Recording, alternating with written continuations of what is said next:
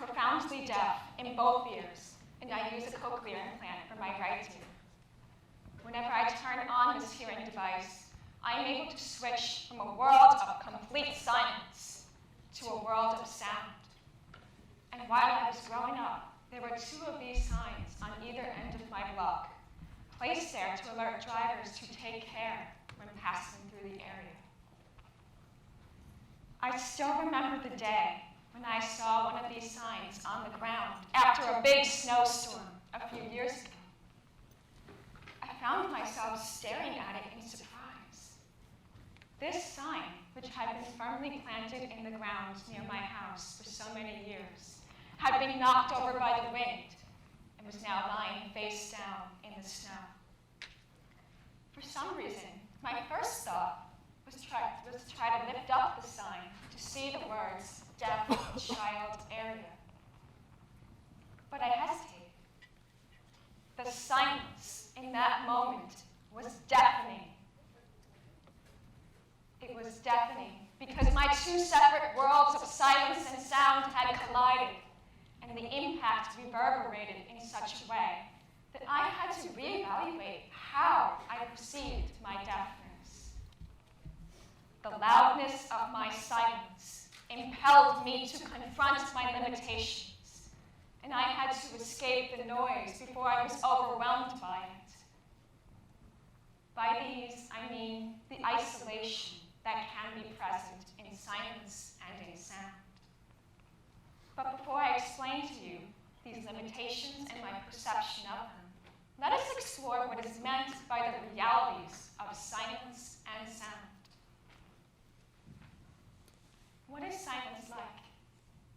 Silence is often perceived today as awkward or uncomfortable, or just as a welcome relief from noise. But for a deaf person like me, silence is an experience all its own. It is both terrible and beautiful.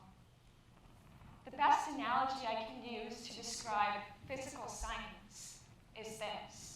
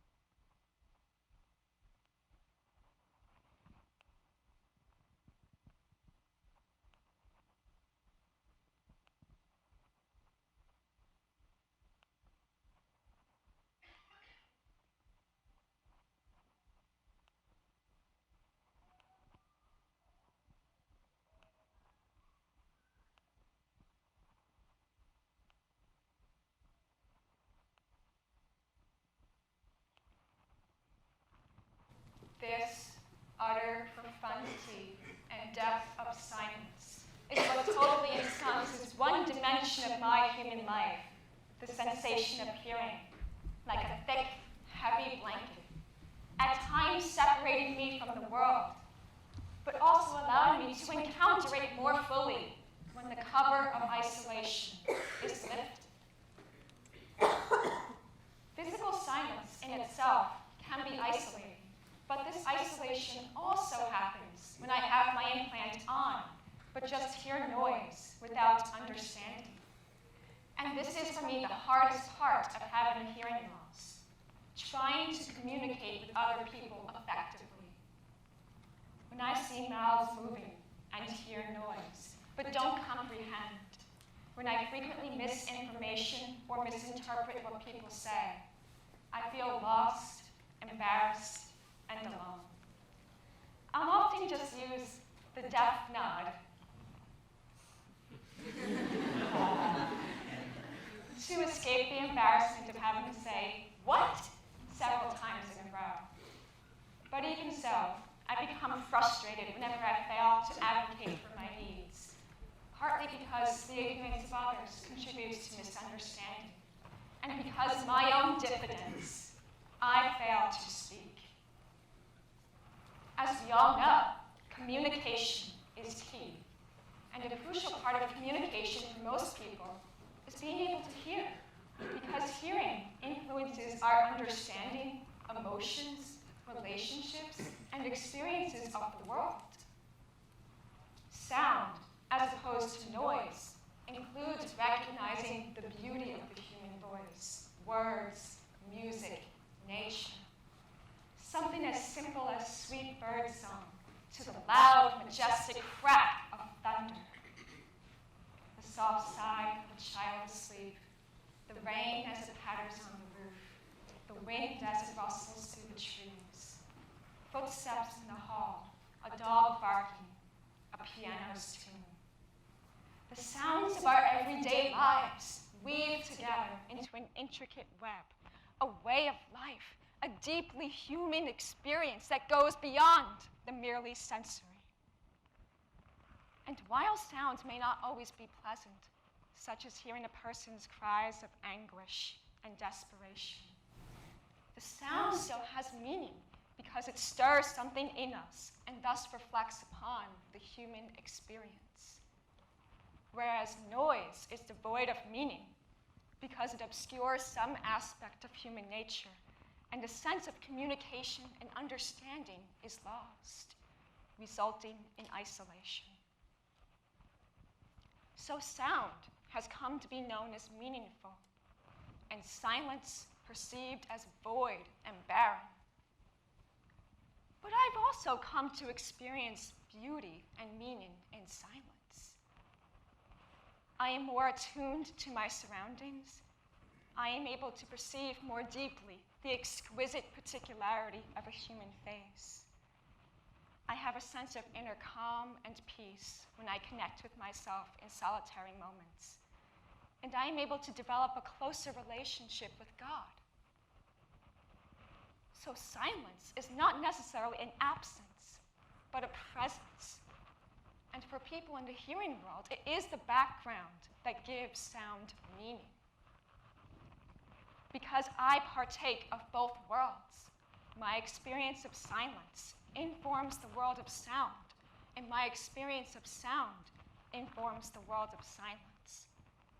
That is, when isolation is not present. Otherwise, they are just two separate worlds. This leads me back to the deaf child area sign in the snow. While I was standing there, I wondered if my two separate worlds of silence and sound could ever be reconciled. I began to realize that I had so internalized society's expectations of disabled people that I was perceiving the two signs as symbols of those limits. On some days, the sign was a beacon where I could make excuses for myself because of my disability. And on other days, it was a blatant reminder that I am limited, thus affecting how I viewed myself as a person and what I expected to achieve in life. But now I know that I cannot wallow in self-pity, because that would be reinforcing stereotypes of handicapped individuals, supporting the notion that these people simply can't. They are limited. Will I forever allow these signs to surround my horizons, offering me a false sense of security? Or will I find a way to transcend society's expectations by embracing my deafness in both my experiences of silence and sound as a cochlear implant user? As I looked at the sign in the snow, I noticed that it closely resembled a dead end sign in shape and in meaning. Both signs can connote a sense of ominous finality. Society often thinks that handicapped people are dead ends because they don't contribute anything productive or worthwhile.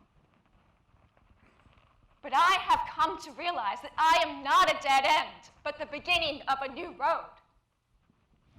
People like me with disabilities have something to contribute to a deeper understanding of the human experience. We know what it is like to be isolated. We know what it is like to be able to communicate truly. We know what it is like to see beauty in the seemingly broken. I invite you to come and see, come and hear from our perspective. What is considered a burden can also be a gift.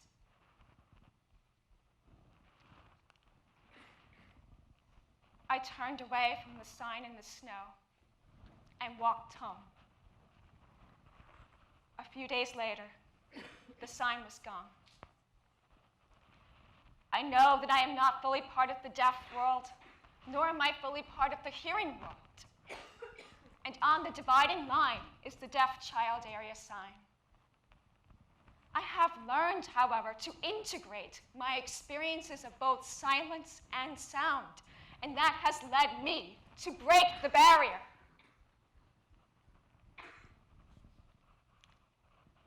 Even though I have now overcome many of my own challenges, and society has made some progress in accommodating the needs of disabled people, there is still much work to be done. We, too, need to integrate silence and sound in society at large, because deafness is not something that should be stigmatized, and disability does not subtract from the dignity of a human person. We must not confine anyone to a specific area or to expectations based upon ability, because there, the detrimental kind of silence enters in, a silence of limitation in which loneliness eats away at a person's self-confidence. Each of us, whether deaf or hearing, has experienced isolation when others hurt us and reject us for who we are. I think that is the greatest loneliness, the inability to communicate, to interact with each other truly, especially on that most fundamental level of giving and receiving love. Being lost in noise, unable to understand and have compassion for others in their struggles, failing to recognize the inherent value of the human person and to include others on the margins. That is a terrible isolation that needs to be broken and transfigured into a silence and sound of love that can be cherished for the beauty it brings. What if you and I become the change? It is time to break through this isolation because it affects us all. We all want to be valued. In order to take on this challenge, we must come together as a community, as a human family, with a shared definition and appreciation of human dignity. We must work with a renewed vigor to take down walls that separate people according to seemingly irreconcilable differences. We need to go beyond feeling bad for someone and channel these feelings into actions of deep empathy and compassion, even if it's simply reaching out and talking to others, having patience, asking others about their struggles and what you can do to help. What an incredible revelation that could take place. We can be the change. I challenge you as I try to challenge myself every day. What will you do today to break the isolation?